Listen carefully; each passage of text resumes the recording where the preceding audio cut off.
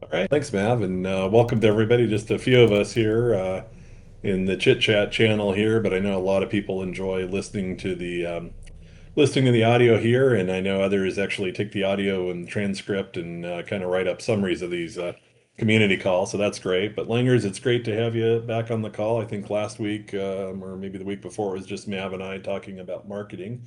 But it sounds like you're going to be back with us this week to talk a little bit about Saturn II and governance. So welcome, Langers. Yeah, awesome. Thanks, Ken. Yeah, it's gonna be fun. Let's have a chat. Yeah, the weather here in San Diego is really nice. What about there in Australia? Just the beginning of the morning too? Yeah, it's this morning it's been very windy, but now it's absolutely glorious. So it's been rainy the last few weeks, and now it's starting to be lovely. And Brisbane's one of those places where that it's one of the only places in the world where people say, "Ah, isn't winter lovely?" Um, because it's usually very, very hot in summer, and so in winter it's actually really nice. Nice. Yeah, I always get it. You guys are backwards. You're going into winter and we're going into summer up here. It just I don't know. It always throws me off every time I think about that. But yeah. So I put together a couple of maybe just topics for today here. It seems like there's a lot going on, but in little different pockets. And I know one of the things that you wanted to talk about is Saturn II research, and then we should talk a little bit about governance and some of the sediment polls that have closed recently here. But let's maybe start with the Saturn II part. Where would you like to start with Saturn II? I'm sorry, finding the mute button. So yeah, I mean, we can start going through some of the RPIPs if you want.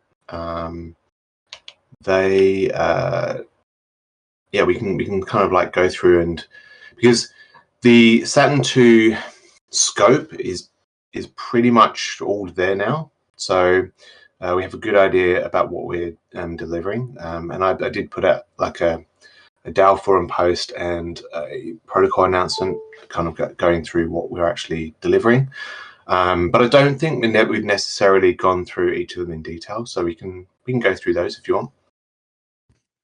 Yeah, and actually, thank you. It's always hard to keep up, but you're right. I did forget to mention there is an actual protocol channel announcement. So yeah, maybe that's a good roadmap for today's discussion. So maybe maybe start with that a little bit here and kind of walk us through it, right? And maybe just to kind of set us up for this, right? You've been working a little bit. You had some workshopping, you've been communicating in a lot of different channels, both in Discord here and the forum, and trying to kind of work with some, members of the community, especially some key ones. I know Nashua has been very instrumental in a lot of the kind of refinement of these things, but maybe bring us up to speed from there and walk us through your protocol announcement here.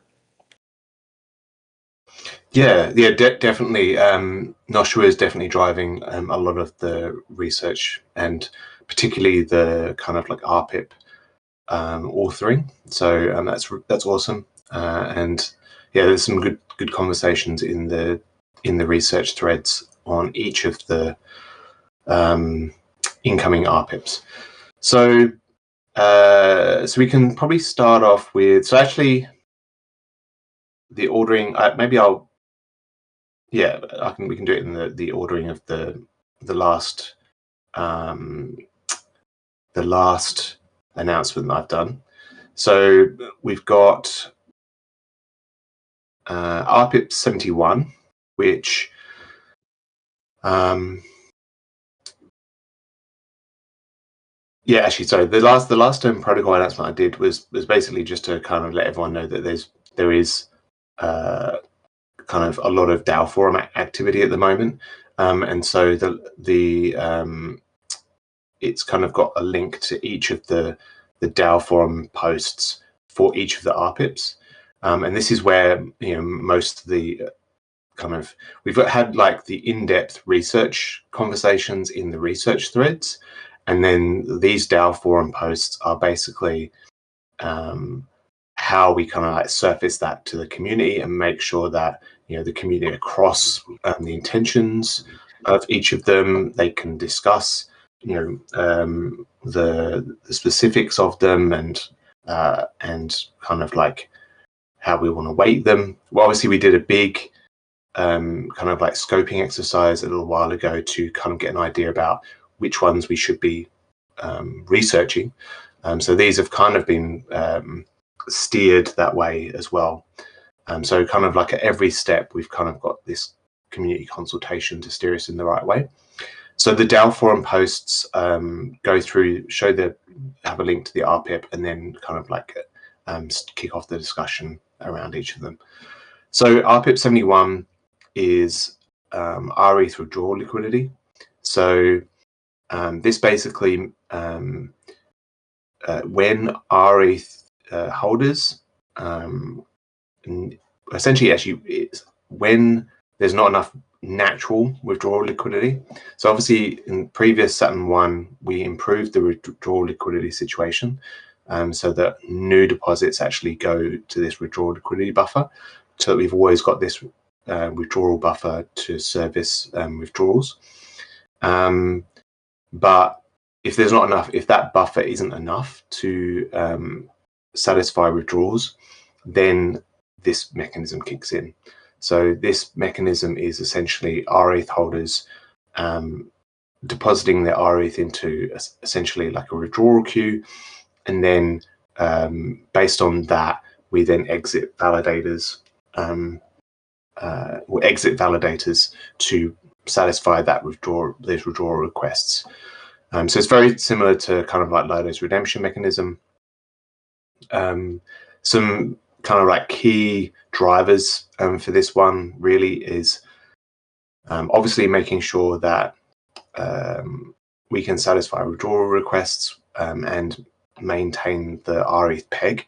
They're kind of like two things. The withdrawal buffer really helps us maintain that peg, but having this kind of request mechanism essentially, that is kind of like the gold standard in managing our peg. Even though there will be a delay on ETH coming back, there's this mechanism to fill the withdrawal buffer with exiting ETH.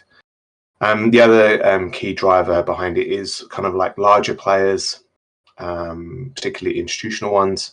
They need specific withdrawal guarantees to be able to use the protocol, and the withdrawal buffer is good, but it's not guaranteed enough, and so this is a mechanism where they can actually exit and get that guarantee, so that we can actually bring on those larger players. So that's RPIP 71. In terms of mechanism of how it works, there's actually like 3 RPIPs that are kind of like related. There's RPIP 71, RPIP 73, and RPIP 80.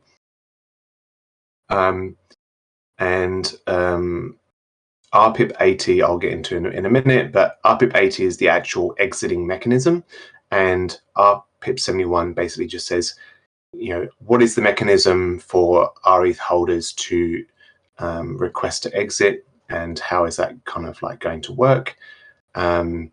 And then RPIP 80 is kind of just like this general mechanism for exiting validators. Yeah, so it's that one's actually pretty simple in the sense that it works how I said. You deposit into a withdrawal queue, and then based on that withdrawal queue, people can exit validators to meet the withdrawal demand. I'm trying to think which ones should I do next. Should I do RPIP 80 or should I do 73? No, I'll do 73. So RPIP 73 is then actually, so maybe I should throw back to you, Ken, for any questions on RPIP 71. Yeah, actually, you were kind of going right where I was, which is they're all kind of intertwined. So I think we'll have some questions on there. And one of the questions you already kind of foreshadowed, which is, okay, can you, I get in concept what RPIP 71 is. It's where our ETH holders want to exit their position. They want their ETH back. The deposit, the rETH contract does not have any exit liquidity, right? Or it exceeds the exit liquidity that's in there. And so what is the mechanism in the process? And so maybe you're gonna discuss that a little bit as you get to the other RPEPs, because they're all kind of intertwined and interdependent on each other. So yeah, I'm liking exactly where you're thinking. So keep going.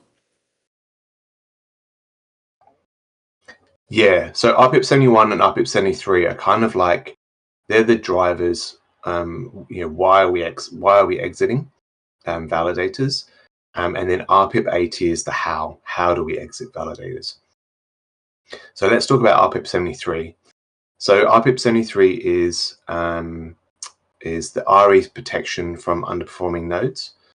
So this is essentially if a node is significantly underperforming, and there's kind of like there's like a threshold mechanism which we've been talking about quite a lot, but essentially if they are under a minimum standard in terms of meeting the consensus validating duty, then they can actually be exited. Now, I think I have to try and get the actual numbers, but the numbers are quite long. Like we give people quite a long performance period, and it's they have to be they have to actually not be performing a long time within that period, and so to be able to kind of exit them based on it. But what it does mean is that, I mean, Steely knows this better than anyone, because we've essentially got dashboards showing all of this stuff. But there are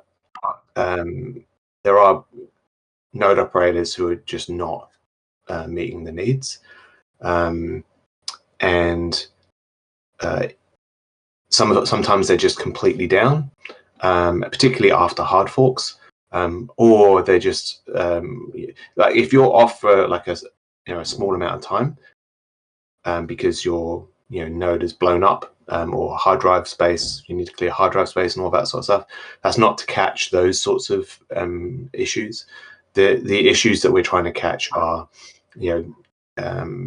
performance, bad but underperforming for a significant amount of time.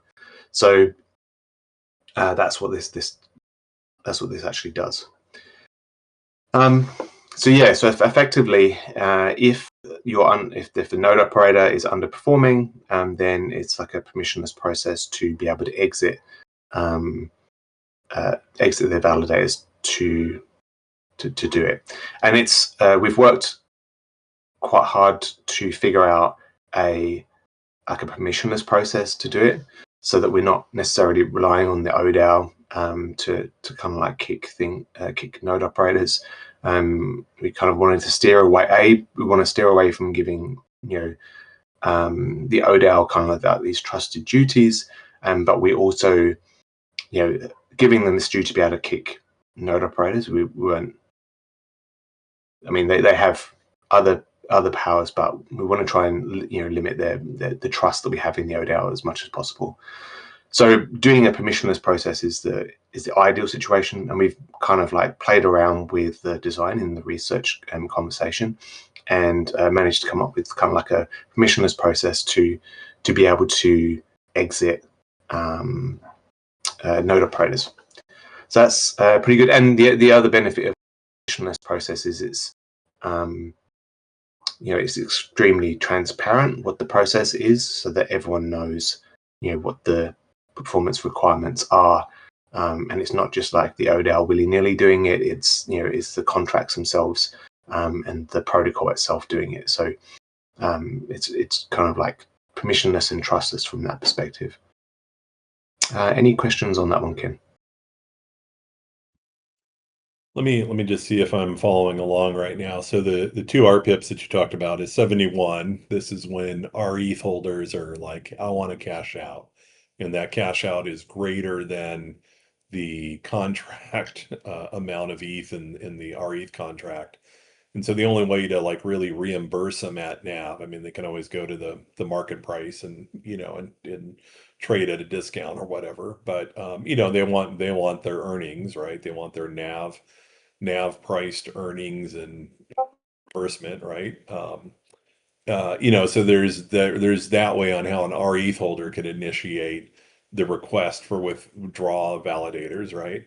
And then the other one is RPIP 73 here, right? Which is okay, this one really isn't initiated by a single person. This one is initiated by a set of performance parameters that I pasted into the trading channel, right? Now you got to have 90%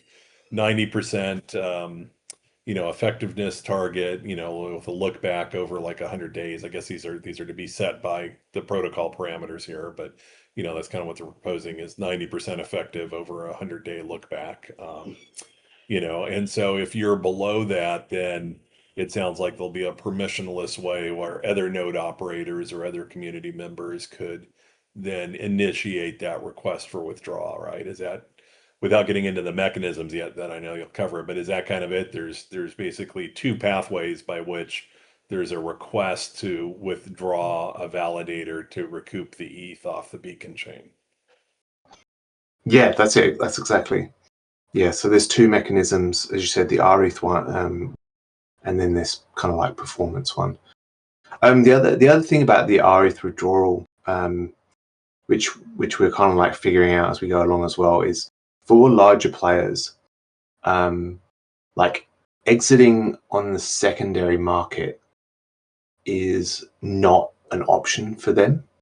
So they use kind of like market makers to do this sort of OTC um, uh, transfer, or this OTC kind of things. They wouldn't use like a DEX, for example, necessarily. So they would use like these kind of like market makers to swap their rETH to ETH. Um, but obviously, from the market maker perspective, they then need to go, well, should I just sit on rETH, or should I exit the exit? And so having this withdrawal mechanism actually supports that whole kind of process.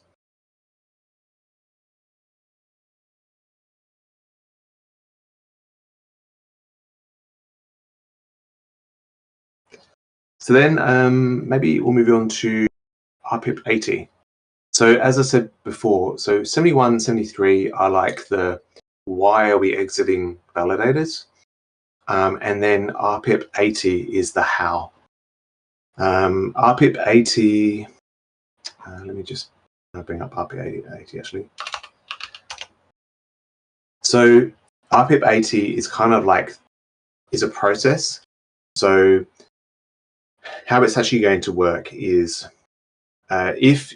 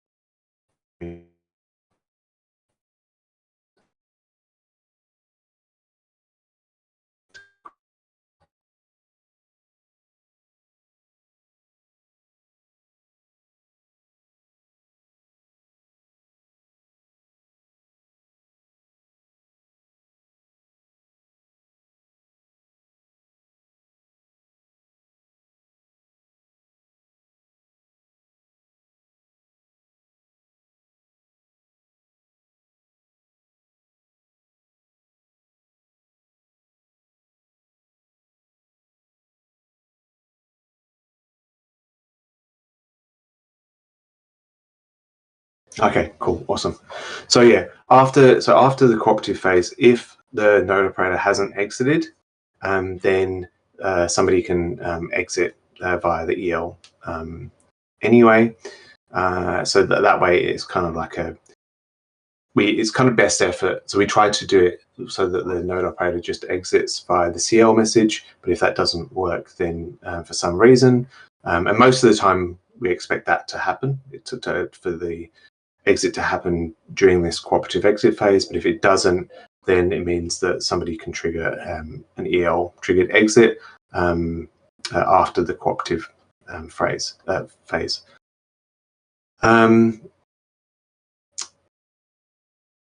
Now, the other thing that's incorporated in RPIP 80 is what we do with mini pools.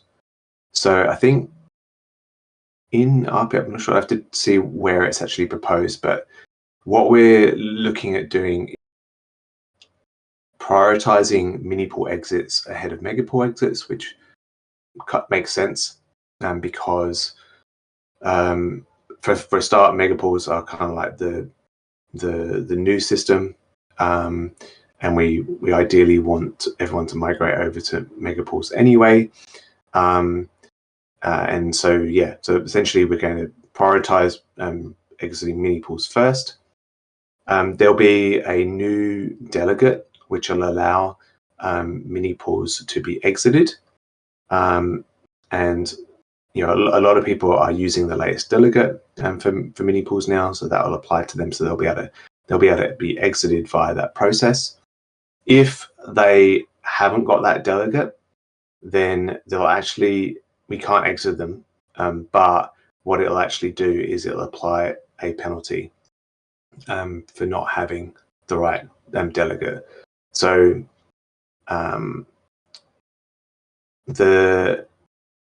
so that's kind of like a way to make sure we can get people over to the new delegate. So yeah, that's kind of, but once we've gone through all of the mini pools, there's like a switch that we can switch over to apply to mega pools. So then mega pools will then be targeted as exits from then on. Yeah, do you have any questions about that, Ken? Yeah, now I'm pushing the push to talk button here. Yeah, I do. And thank you very much for this kind of introduction in there. And I'll keep, I'm going to keep my eye on trading here. You can either, come off mute if other people have questions, but I've got a series of them. So let me try to unwind them. I guess there's a lot to digest here. I guess the first question you might have asked already, which is, does this apply to mini pools and mega pools? And I think the answer is yes, it applies to mini pools that have opted in, or now that it's a default in the smart node client to use the latest delegate, or there are recent well, I guess we don't create any mini pools anymore. So as long as they're opted in to use the latest delegate, then once you build that delegate that has the process, they'll be subject to it. Is that correct? Yeah, that's right. And with this, I think the idea behind there's like a there's like a I think a 28-day period where we're not penalizing mini pools to make sure that obviously all of this is communicated up front to make sure that mini pool operators know that they should upgrade to the latest delegate, and if they're using the set latest delegate, then they will be automatically. But if they're manual, if they're kind of like manually upgrade, if they have to manually upgrade, then there's like obviously all this communication period up to the release, and also like 28 days after the release to make sure that their delegate is actually upgraded. And then after that period, then that this kind of like penalization thing comes into play. Okay. And then you mentioned about maybe since we do want to cycle through people off of mini pools, I'm a person that has got about half mini pools, half mega pools, right? I it's kind of hedging my bets at the time, but for the health of the protocol, we want people to not abandon, but when the need comes up, we should might as well cycle out the mini pools first over the mega pools, right? But I'm guessing that if it's in the case of RPIP 73, that is the underperforming nodes, right? That's going to apply equally, right? If whatever the threshold is set out, let's say it's 90% with a 100-day look back.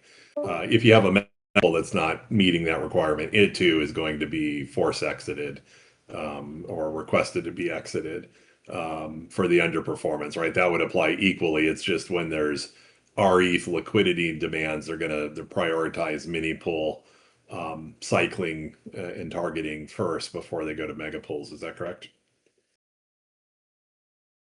Yeah, that's right. And we're trying to prioritize exiting performance based ones first, then like the liquidity ones.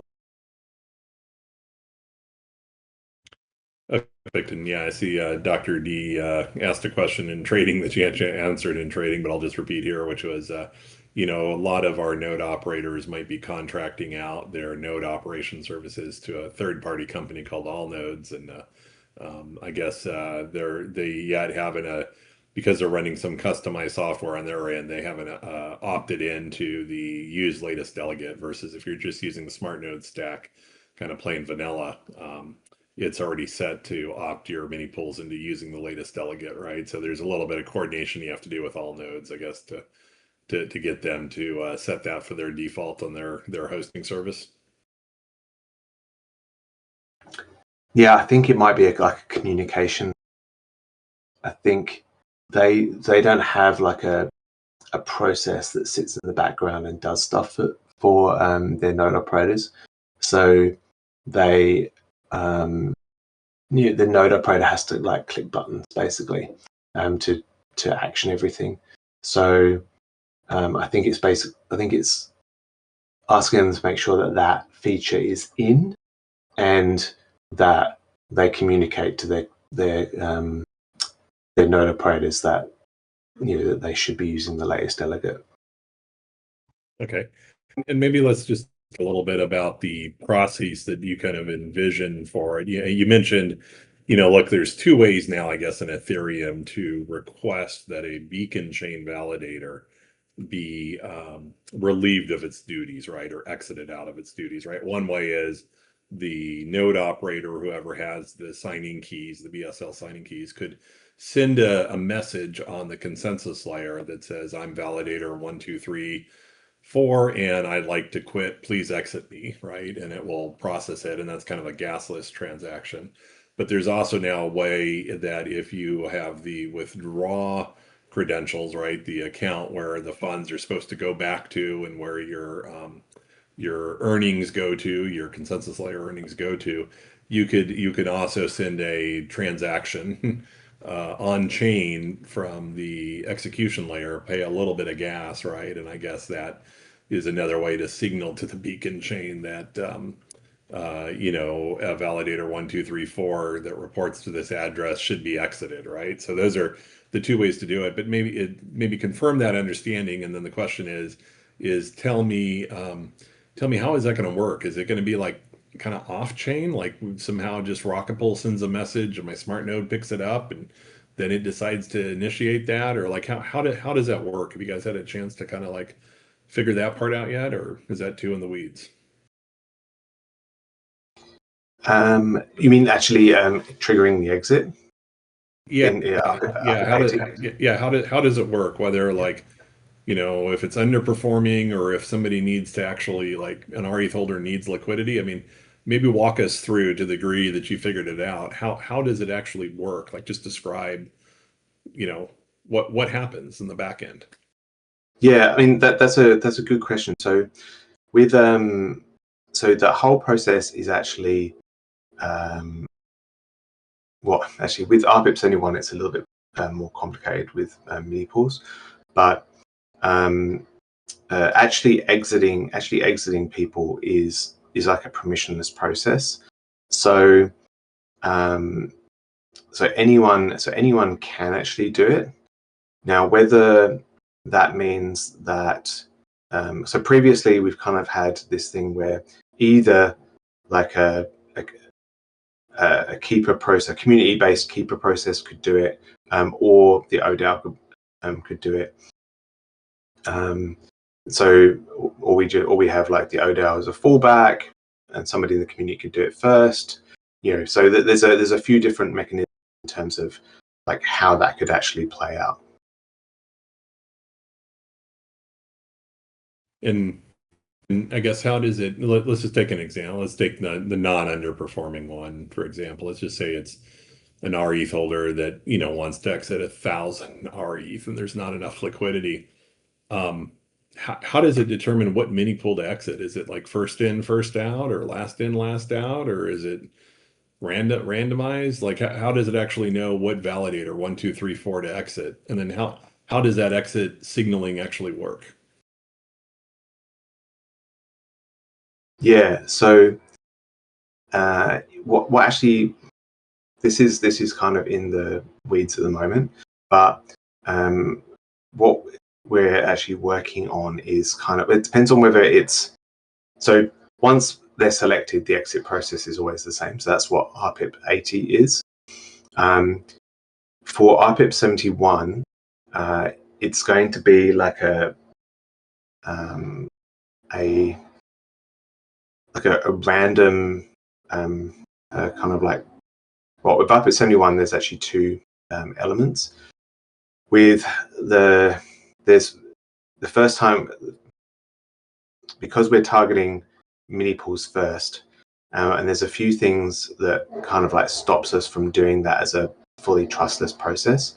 So for mini pool exits, the ODAO will get involved in that, and so they will essentially choose kind of at random the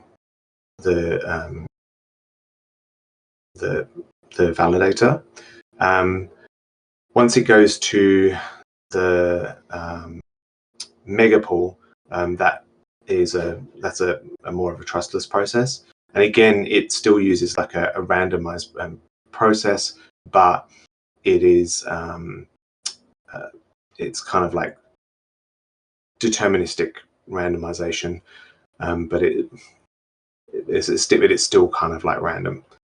So yeah, effectively, yes, it's kind of like they're randomly picked based on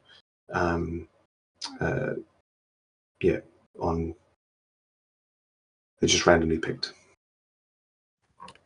And then once the validator is, voluntold, okay, validator 1, 2, 3, 4, you're the lucky dog. You get to exit to return liquidity. How does that work? Is it just a signal? Is it something on chain? Like, or does the ODAO or the permissionless thing, do they actually call the function to execute the the exit? Yeah, so once they're actually selected, then anyway, then it goes into that whole kind of like cooperative phase, and then the node operator exits themselves via the CL message, or after that cooperative period, then then somebody, again, it could be community keep, because it's permissionless. It could be a community keeper, or it could be the ODAO as well. They can actually trigger that exit. But obviously, the decision is kind of made at that point, and so it's not a trusted process. It's just a trusted kind of like it's a non-trusted execution.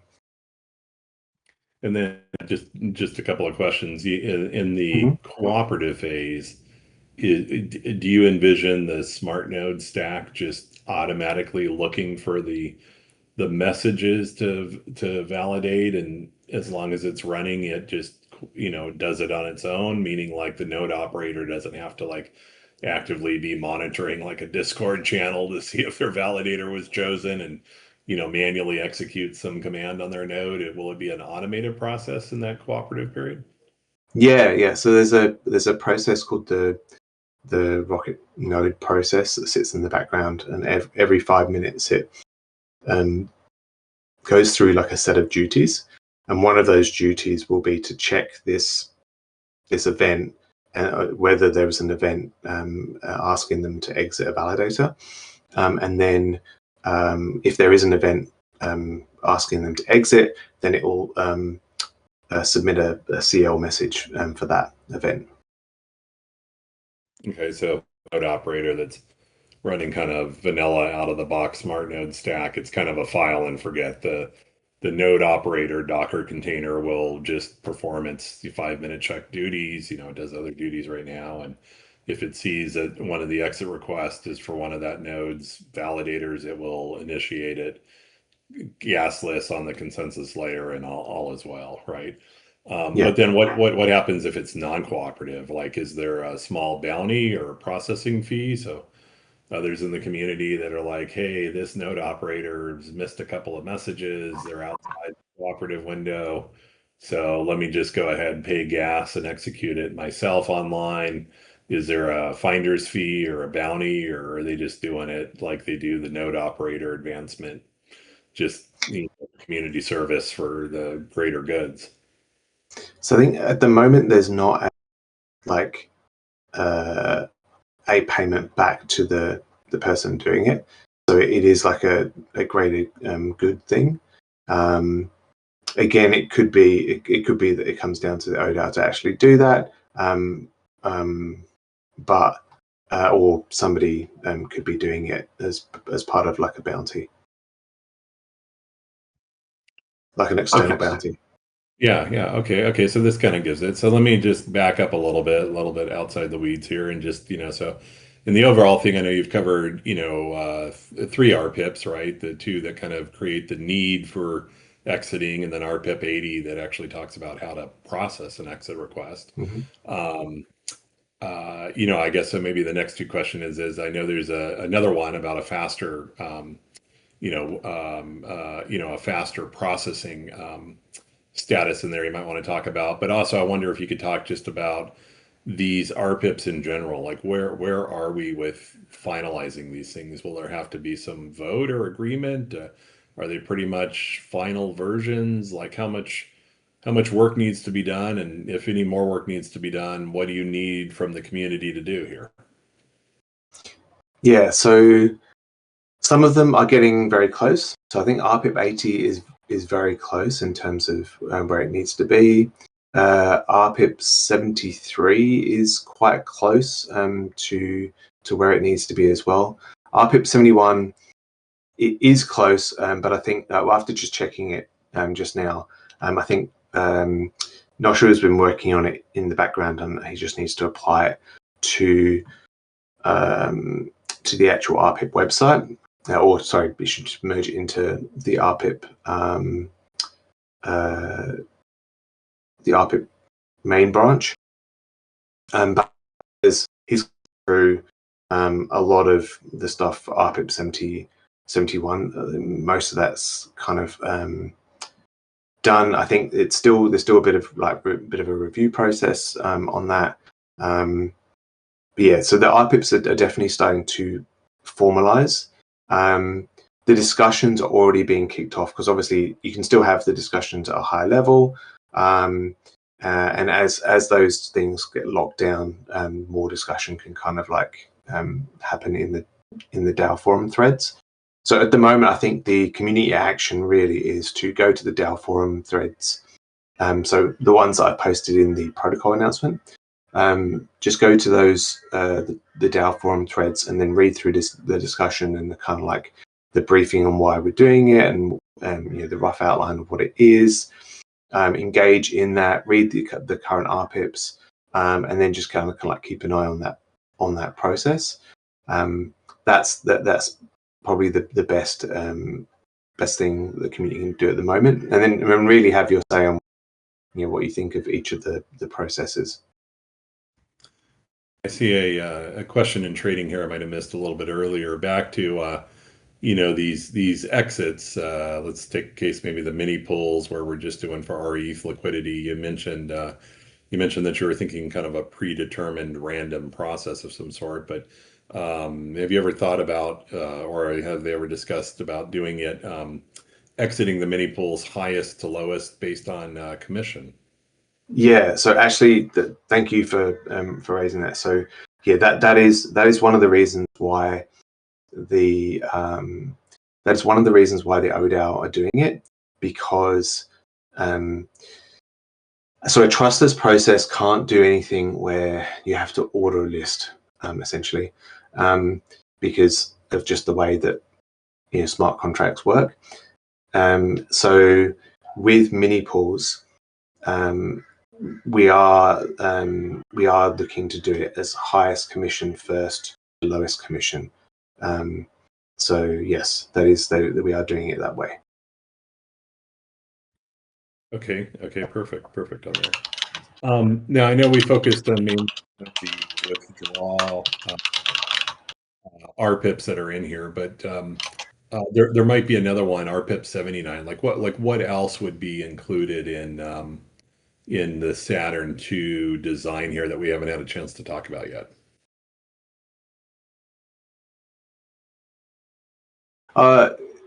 Yeah, I mean, we can move on to the withdrawal mechanism.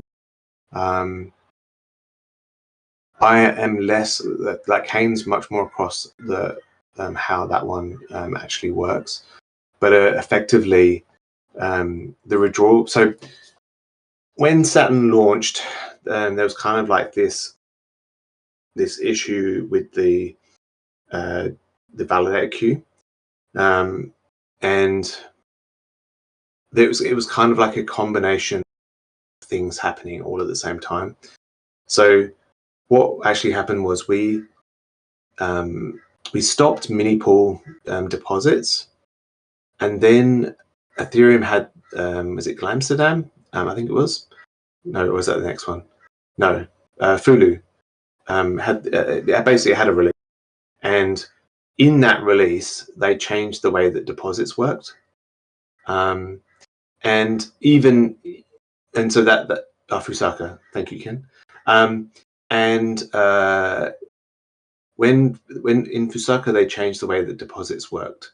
Now, like even if we had deposits enabled, we probably when we looked at Fusaka, it wasn't really going to cause us. It was a bit painful, but it wasn't going to really cause us an issue, mainly because at the time the validator queue was minutes, or even like, and up until that point, it was never longer like a few days.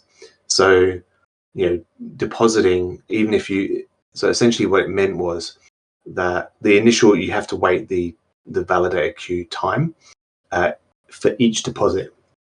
And with Rocket Pool deposits, you deposit twice. So you do a pre-stake first, and then you do the so 1 ETH and then 31 ETH.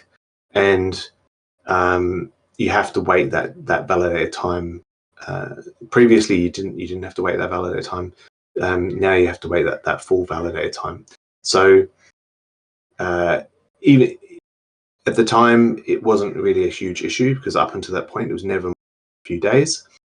But then I think it was like Bitmine or something, stake a gajillion ETH, and that caused the validator queue to go to 70 days, over 70 days. And so obviously that's a big problem, essentially.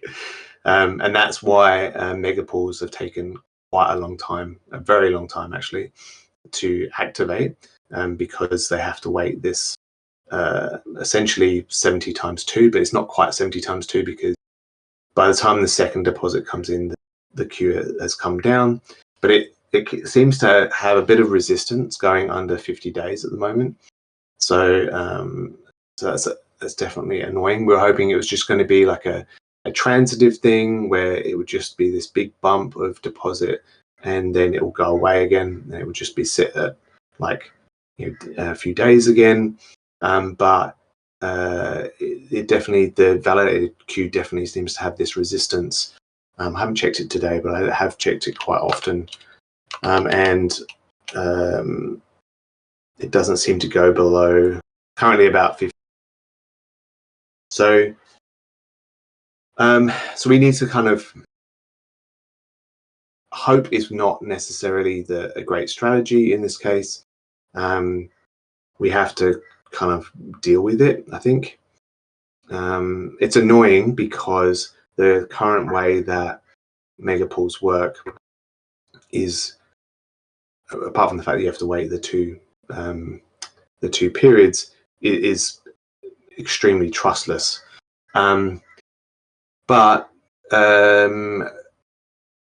again, Nashua has a few ideas around how it can be done, and he's been working with Kane to try to come up with a way to be able to do a much quicker process. So not effectively, the reason why you have to wait the second one is we have to validate. We have to see your validator in the beacon chain state, and for that to happen, you have to wait the full activation period. So if we can do that where we don't use the beacon chain state, or we have like an optimistic approach, then we can get around that problem. So that you still have to wait. You still have to wait. I think. Hang on, I have to double check the way that it works. But essentially, it shortens the deposit process to a much shorter time. So that's what Kane and Nashua have been working on, is to this process where we can shorten the deposit time, and so that we can get much faster activations. I think it's a good idea. We can't wait for the queue to come down. I mean, by the time we release this thing, the queue may have come down, but what it means is that we're always at the mercy of the entry queue, and that's not a very good position to be in. We want the protocol to be as robust as possible, and so that's why having this process in place is a good idea. Yeah, excellent. Okay, so let me ask you to maybe pull back a little bit here, just to the overall kind of Saturn II topic here, and have you pull out your crystal ball, kind of dust it off a little bit here. When like just walk me through, like, where do we go from here, right? You got to kind of finalize what's in Saturn II, the RPIPs. You got to now start programming it. You got to DevNet it. You got to testnet it. You got to audit it. You got to release it. Have you had a chance to kind of figure out, like, where are we and when do we think Saturn II is coming? So that I can now start working on that. We haven't been able to work on that because, although we have a rough idea of the scope, the weight of each RPIP is a bit unknown until you start getting into a bit more of the detail of like speccing it out, and like speccing out and kind of like initial design and visibility. So that process is almost done. I think once we've locked down kind of like RPIP 71 a bit more, we should have a really good handle on what we're actually delivering. So so from there we can start the process of doing like estimations, and figuring out when we can actually launch things. So yeah, so the answer to that is that I don't have a timeline at the moment, but we are in a position where we can start putting that timeline together. Sure. Just kind of a gut feeling. Do you feel like it's easier than Saturn One? Is this like smaller in scope, or is it as complicated, or like what's your gut kind of thing? It's definitely smaller than Saturn 1, which you'd hope, because Saturn 1 absolutely monumental. So you'd hope it's smaller than Saturn 1. It's definitely smaller than Saturn 1. There is a fair amount of moving parts, but it's also not too bad in the sense that a lot of it is stuff that we've kind of done before. So there's a lot of like there's been proofs and that sort of thing, which we did in Saturn 1. So in other words, we're not breaking new ground necessarily. With Saturn 1, we were breaking new ground, and there was a lot of scope. With this, it's a more constrained scope, and we're not breaking new ground. So apart from maybe RBIPSENI 3, RBIPSENI 3 tricky, but pretty much everything else is pretty good. So yeah, it's definitely a much smaller scope. I can't really even try to put a number on it at the moment, but we'll start that process. Yeah, no, I didn't want you to make a prediction yet. That, like I said, start dusting off that crystal ball though. But okay, I'd like to spend a little bit more time. I know we're getting to the end here, but just a little bit of time talking about maybe the governance, about RPL inflation for protocol funding. But is there anything else before we leave Saturn 2 that you haven't covered that you feel is important to kind of mention here? Yeah, I think probably another conversation that's being kicked off at the moment is around like governance voting. So at the moment we use Snapshot as the governance process, as the kind of like meta governance votes. I know there's a conversation around whether we should, or one of the scope items basically to replace Snapshot and use our current on-chain governance system to do meta votes. We need to kind of like figure out what that scope kind of like looks like. I mean, it could be quite simple, it could be complicated. So not sure. I think has kicked off some conversations around that in the research threads, but that's definitely something that's on the scope to do as well. Yeah, that's probably, I think that's probably about it. Okay, perfect. And yeah, anyone feel free to also come off mute and ask it. And I'm taking a look here at the trading here and for it. But yeah, I guess maybe one question, and sorry, I don't know how to call it Anubis here, but somebody who uses hieroglyphs in their name here. But ask the question: once Saturn 2 is released, have you ever thought of anything like what are we missing in Saturn 2, right? Like that we get back down there, right? I don't know if Dr. D is serious, about talking maybe increasing the node operator. Like we got way too many node operators for ETH, right? But I guess that's the other thing, right? It always seems like because there is such a lead time in development, right? Things that even today, if we think it all the way through, by the time it's developed and released, a number of months later, it's always like hindsight is 2020. Like what are we missing now that we really need, X number of months from now? I guess that's a really hard question to ask, huh? Yeah, it's definitely a hard question to ask. I think, to be honest, it's definitely a hard question to ask. But like looking at the feature set that the protocol has once we've finished this Saturn 2 piece, I think we've covered. I think it's a really mature and rich protocol that covers everything that yeah, covers everything that we need right now.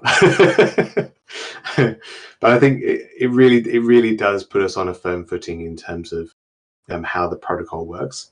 I think we've always had a few gaps, and Saturn 1 and Saturn 2 are kind of like filling those gaps. So I think we're definitely in a much better spot once we have Saturn 2. But as you said, there's always something that kind of like happens. Probably one thing we should probably look at, which we will be doing quite like the next, this actually comes to the next release, like doing like gas improvements and all that sort of thing. I think that probably helps a little bit. But at the moment, gas is cheap, so yeah, it's very difficult to predict the future. In terms of raising the, that is actually a serious conversation. There's discussions on raising the bond up to 6. Definitely engage in that conversation. It's currently in the research thread like phase, so have a look in the research threads if you want to find that. I think it's called what's the research thread called? Increasing Megapool Bond. There's a thread under research, so definitely have a look in there if you want to like figure out why we might want to do that. Could you get? I haven't had a chance to read through that thread. I was kind of trying to figure out that sometimes with Dr. Doofus, I never know if he's serious or not. And he's usually always serious, but just in a real quick summary, like what are the reasons to advocate for increasing it? Like what did we miss? Yeah, I think what it is basically is rETH demand is not, and I think again maybe this is definitely a bit of a timing issue as well, but anyway, there's lots of different reasons why this might be the case, but there's definitely a demand issue.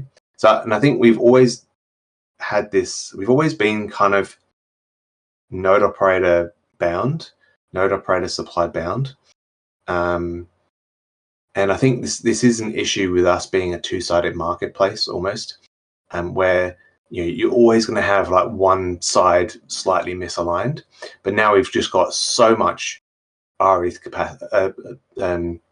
node operator capacity that it's not really meeting the rETH. Sorry, it's over meeting the rETH demand.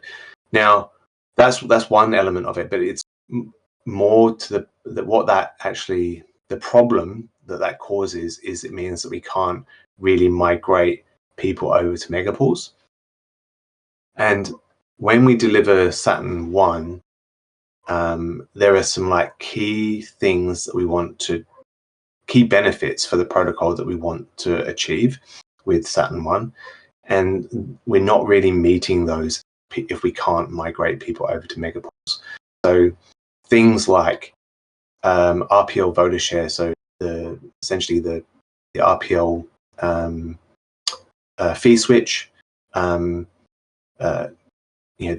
not as effective if we get as many people over to megapools as possible. The other thing is like commission control, being able to dynamically adjust the commission to meet the market demands. We can't really do that if we can't move people over to megapools. And then we got this whole kind of like issue, the fact that we want to reduce the RPO inflation over time. And also just the maintenance cost of having to. And from a node operator perspective, it's hard because you're stuck, essentially. Your choice is to just stay with your mini pool, or even if you wanted to migrate to megapools, there's a massive queue. And so you're just going to be sitting in the queue for a long time. So that's what the raising the bond is there to kind of help. And that what the idea behind that is that if we raise the bond, it means that there's kind of like megapools don't soak up quite as much of the capacity, and so we can migrate more over from mini pools into megapools. It's not raising the bond is not an easy thing. Um, it's a pain in the butt, to be honest. But if it means that we can migrate more over, maybe it's so yeah. There is a lot of discussion to be had on that topic, but I think it's a worthwhile topic to be discussing. Okay, yeah, thank you very much for that summary. Yeah, it sounds interesting. I'm kind of excited to go look at it and kind of read up more on the discussions, debate. Maybe with just our last kind of thing here, because I know you've got some other calls coming up here a little bit. Is can we talk just a little bit about where we are with the initiative that Dr. Doofus was spending a lot of time, as well as others in the community, about the kind of rebalance of the RPL inflation in particular to help kind of direct some of that funding resource to the PDAO, right? I believe Dr. Doofus and others have put together a settlement poll. I looked at it just right before this call, and all 27 people that signaled on that settlement poll were in favor of proceeding to a vote, right? Can you talk a little bit about that and kind of where Yeah, we are and what needs to happen next and what people should be looking forward to? yeah. So that sentiment poll is on DAO forum, um, and yeah, so it's a big thank you to Dr. D for pushing that. Again, it's one of those conversations to have, and he's done a great job of kind of herding the cats, which is amazing. So yeah, so the DAO, so where we're up to is the sentiment poll has been up for longer than 7 days now, I believe. And so the vote text has been um, given to me, essentially. I need to sort some stuff out with Snapshot so that we can actually post the vote. I did that yesterday, managed to do that yesterday. And so the vote will go up today. I just need to essentially finish up the calls with, with you and the GMC, and then I'll be putting the vote up. So yeah, so that we putting the vote up. I think this. Correct me if I'm wrong, Dr. D, but this vote requires like a super majority to pass. I think it 75%. Yeah, so it requires 75% to pass, and because it messes around with the RPO inflation allocation. But yeah, so that vote will be up shortly, so people can actually vote on that. And And I'll maybe once it is up, I'll do like a protocol announcement to make sure everyone's knows that it's up. Yeah, perfect. And maybe if you don't know it in that protocol announcement, can you just also give us an expected timeline, right? I know we put these up to vote. There's a voting period, but I guess let's say presumptively it does pass just because the settlement poll was so unanimous on here that I say I would suspect that we might have common a similar outcome once it goes to the whole PDAO, right? I mean, definitely people read the protocol and vote on your own, but Yeah. let's just assume that it does pass. If it does, like it's protocol setting, so it could be effective very quickly after passing. Is that correct? No.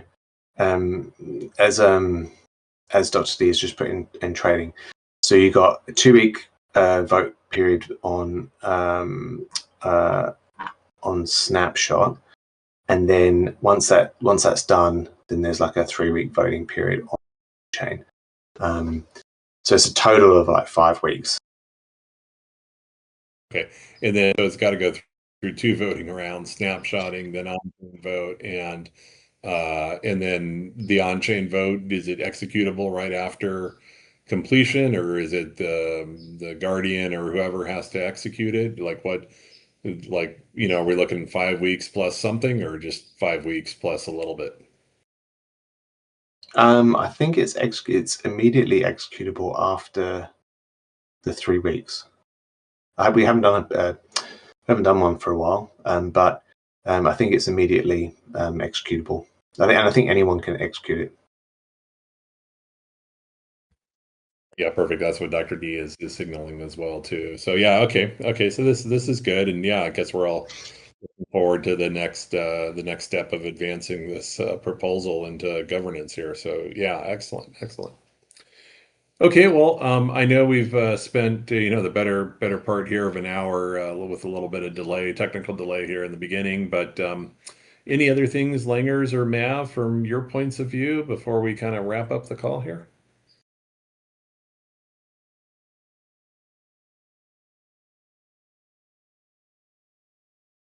From my side,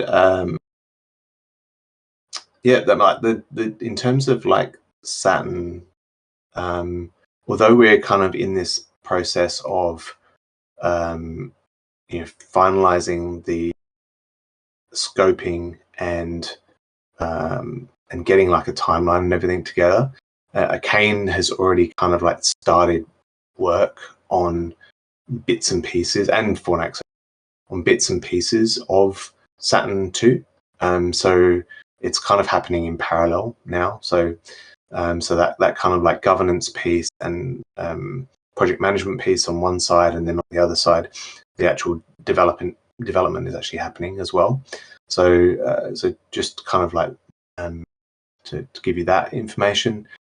Other things, Mav and I have been doing some BD work that's going well. It's an interesting time to be doing BD.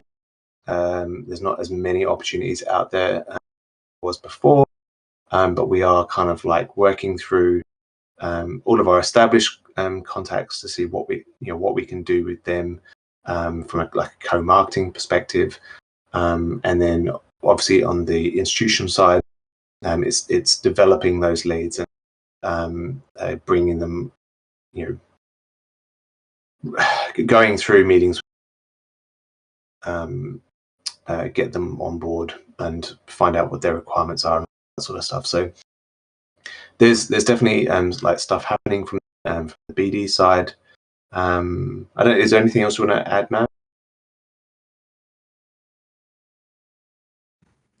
Well, Cool. thank you both. And yeah, I'll be at, I'm kind of a little excited. It's hard to be excited in kind of this crypto winter and the recent, prices certainly have kind of added a little bit more, more sadness to the settlement out there. But this coming week is going to be a big conference here, at least in the US for Ethereum. It's, I think envisioned more than a year ago at kind of the last big push of bringing traditional TradFi institutions and kind of Wall Street in with Ethereum. So kind of they're doing a conference called ETH It's going to be next Monday, Tuesday, and Wednesday there in New York City. So I know a couple people have posted in the conference's channel that they'll be there. So I'll be there and definitely keep an eye out. And it's I don't know what to make of it. It's the first time they're doing it. You know, they're still promoting it and pushing it pretty hard. So I doesn't know if that means they're getting the attendance numbers they're looking for. But the lineup, I got to say, just looks pretty amazing. Unlike other conferences where it's a little bit of a choose your own adventure with concurrent tracks. This one is just one big venue with basically pretty much a list of who's who in the Ethereum ecosystem here and the finance ecosystem. So I'm actually looking forward to it, hoping it's going to hype things up a little bit or get a little bit more excitement in here than what we're all feeling. But I'll be able to report back a little bit what I see from that conference. But at least I get to spend a weekend and a couple of days in New York City, hopefully before it's too hot, and I'll never pass that up. So. Yeah, that looks like a good event. Let us know how you go. Yeah, I think it will have a different vibe, but It seems like a good lineup to listen to people talk about Ethereum for 3 days straight. So you can't beat that. Well, again, Langers, Mav, and everyone that listened in here, I think we got through all the questions I saw in trading, and it's just been a pleasure hosting this call again with you. And I look forward to talking to you next time we do this. Cool. Awesome. Cheers, Ken. All right. See you guys all, and for everyone else, talk to you all in trading here. See you guys. Thank you.